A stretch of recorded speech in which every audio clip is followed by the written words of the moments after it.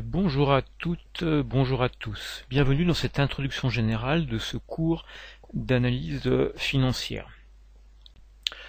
Alors, présentons peut-être d'abord quels sont les objectifs du module. Outre découvrir ce que c'est que l'analyse financière, le but c'est d'appréhender ce que l'on entend par santé financière d'une entreprise, et ceci à partir de documents qui sont jamais qu'une base de données, ceux issus de la comptabilité de l'entreprise. Alors, ça nous pose bien sûr la question, qu'est-ce que c'est que la santé financière d'une entreprise? On va le voir assez rapidement, mais la santé financière d'une entreprise, c'est pouvoir être capable de faire à un moment donné le diagnostic d'une situation, pour mieux savoir quelles sont les évolutions possibles, c'est-à-dire les marges de manœuvre. On est soumis à des contraintes diverses et variées, qui peuvent être des contraintes de marché, qui peuvent être des contraintes financières. Comment va-t-on rebondir à partir de là? Mais avant d'aller plus loin, peut-être posons-nous la question, qu'est-ce que c'est que l'analyse financière? Pourquoi fait-on de l'analyse financière? Pour qui fait-on de l'analyse financière? Et comment fait-on de l'analyse financière? Le pourquoi, on l'a déjà un peu abordé il y a quelques instants, c'est se rendre compte de quel est l'état de santé d'une entreprise. Alors qu'est-ce qui recouvre cette définition de la santé financière? Bien, on pourrait dire qu'il y a deux éléments importants. Le premier, c'est la rentabilité de l'entreprise. Le deuxième élément important, c'est la solvabilité de cette dernière.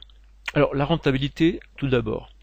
La rentabilité, eh bien, c'est répondre à la question, on a des moyens qui ont été mis à notre disposition, des moyens qui ont été engagés, qu'est-ce qu'on a su en faire? C'est-à-dire que, après un certain processus, une certaine activité, quel résultat a-t-on pu obtenir? Alors, des rentabilités, on aura l'occasion de le voir, on en a des formes très variées, qui ne sont pas forcément pour les mêmes destinataires. Il y en a deux qui pour nous seront très importantes. Il y a la rentabilité financière, c'est la plus connue, la plus médiatisée, celle dont on parle le plus souvent. C'est simplement dire, notre entreprise a dégagé sur l'année un résultat, le résultat net. Quel capital les associés ont-ils mis à sa disposition? Rentabilité financière, donc résultat net sur capitaux propres. Une deuxième forme de rentabilité sera croisée, c'est la rentabilité dite économique. Cette rentabilité économique, c'est regarder sur le métier de l'entreprise, ce qu'on appelle son exploitation, quel résultat a été dégagé. Et regarder ce que représente ce résultat d'exploitation dégagé par rapport à tous les moyens dont l'entreprise a pu disposer.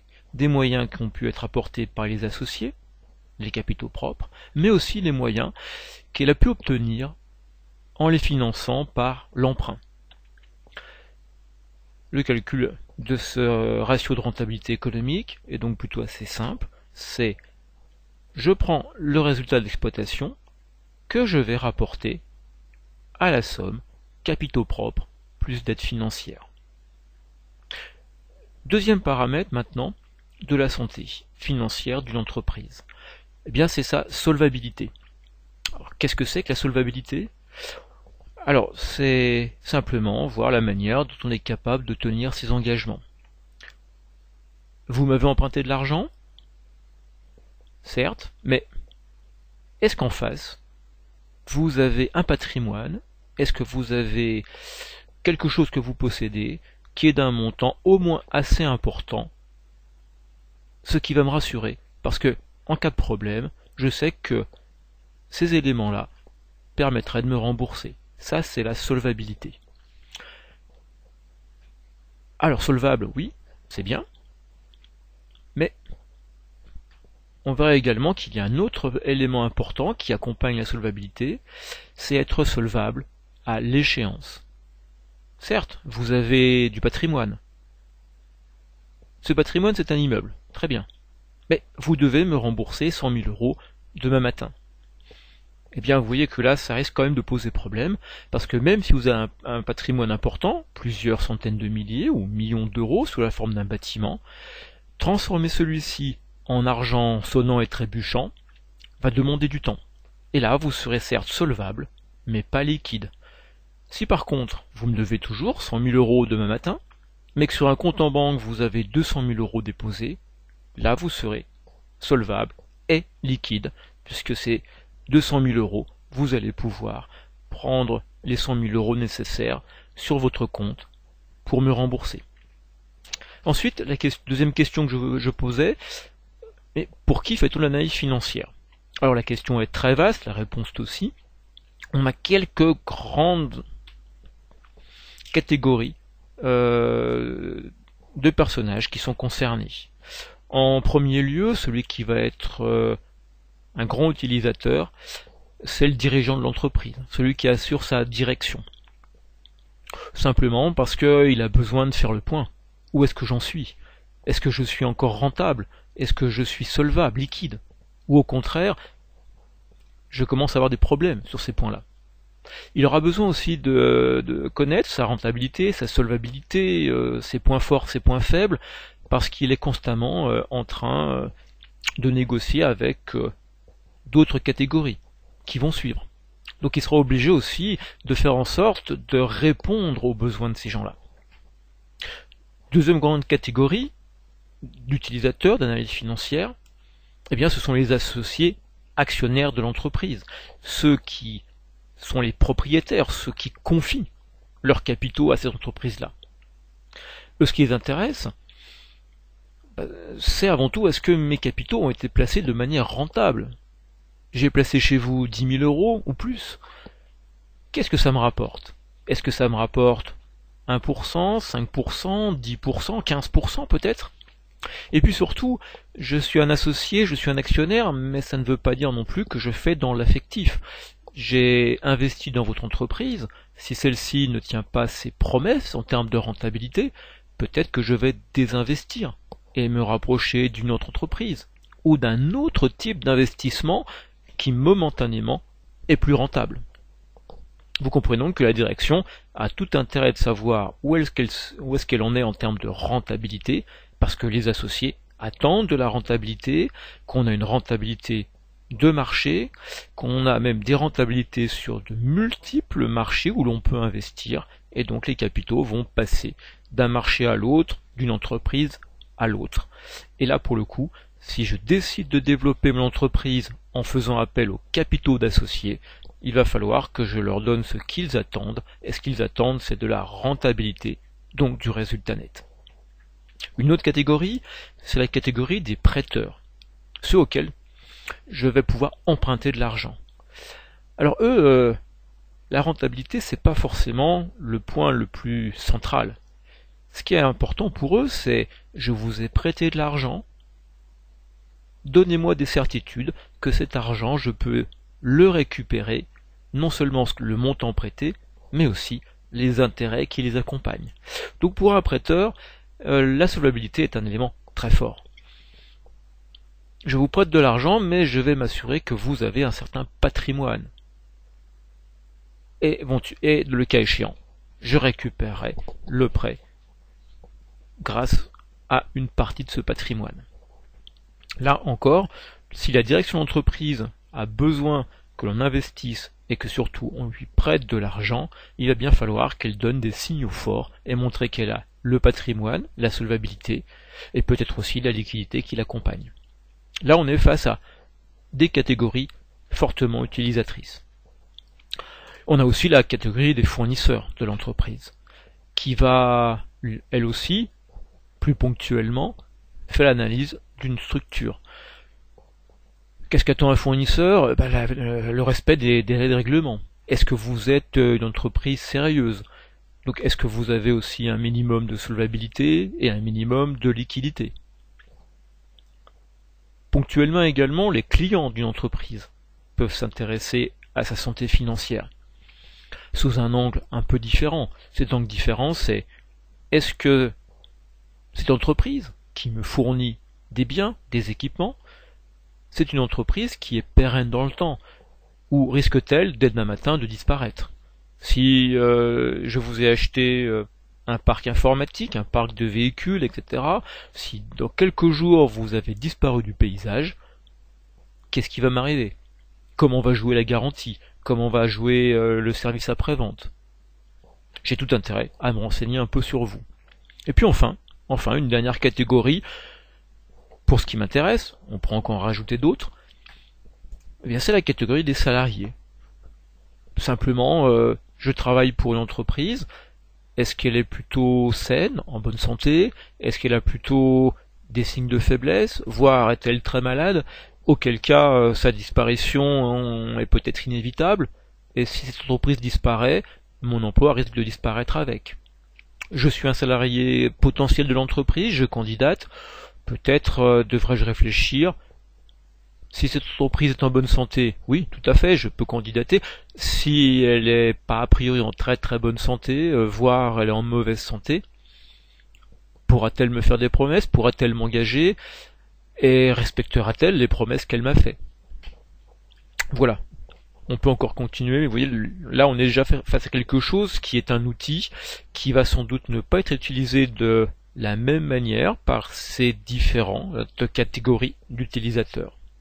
Puis vient ma dernière question, le comment. Alors là, le comment, je ne vais pas trop m'avancer puisque j'ai quelques chapitres devant moi pour en parler. Je vais juste vous donner une petite piste maintenant sur ce point-là. Comment fait-on l'analyse financière? On peut la faire à partir déjà de documents comptables. C'est nécessaire, mais c'est loin d'être suffisant.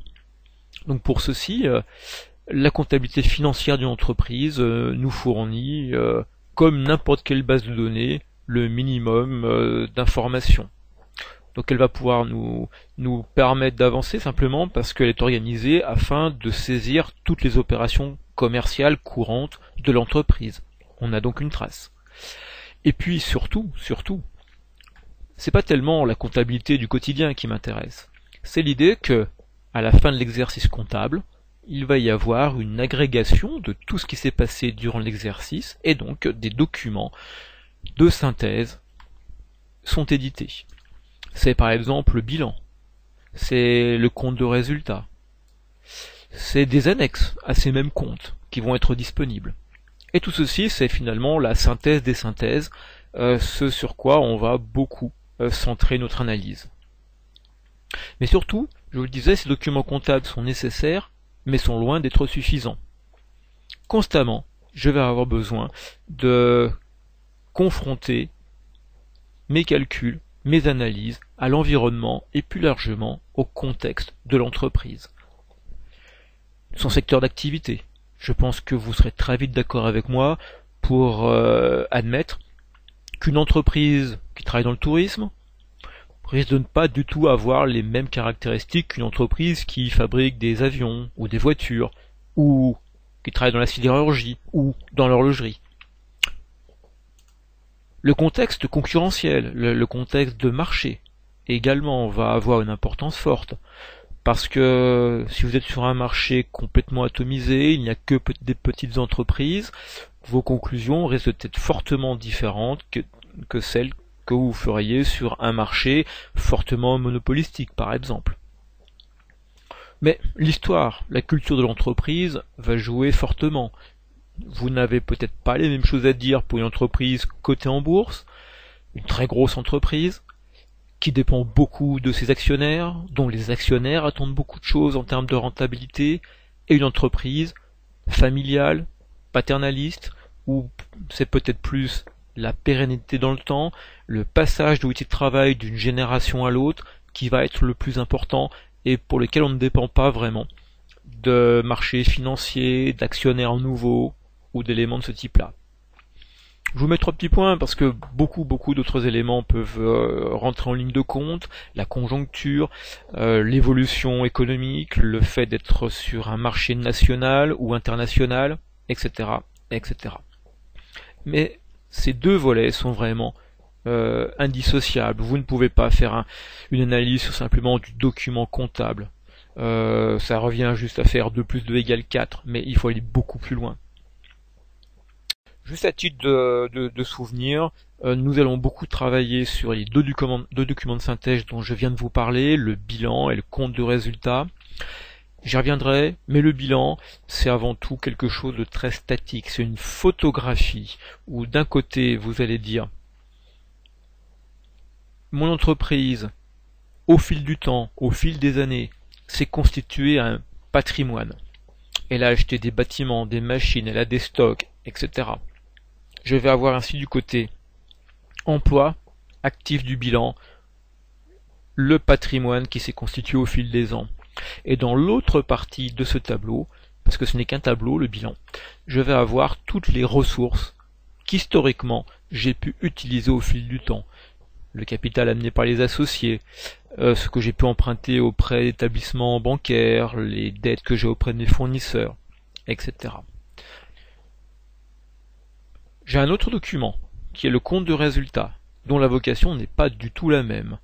Le compte de résultat, elle a un horizon qui se limite à l'exercice, à l'année qui vient de se terminer. Le but central du compte de résultat, eh bien, comme son nom l'indique, c'est nous dire est-ce que on a réalisé un bénéfice ou est-ce qu'on a réalisé une perte sur nos activités durant cette année. Alors, suivant les pays, ce compte de résultat prend des noms divers et variés. Ça peut être appelé compte de produits et charges, au Maroc par exemple. On parle de compte d'exploitation dans certains pays plutôt d'Afrique de l'Ouest. On va parler de compte de perte et profit, si par exemple je m'intéresse à la Suisse. Quoi qu'il en soit, la logique est toujours la même. On va confronter d'un côté un ensemble de produits, de revenus, que l'entreprise a emmagasinés en cours d'année, auquel on va retrancher des charges, c'est-à-dire tout ce qu'elle a engagé comme élément de base, de fonctionnement durant cette même année. Je vous remercie de votre attention.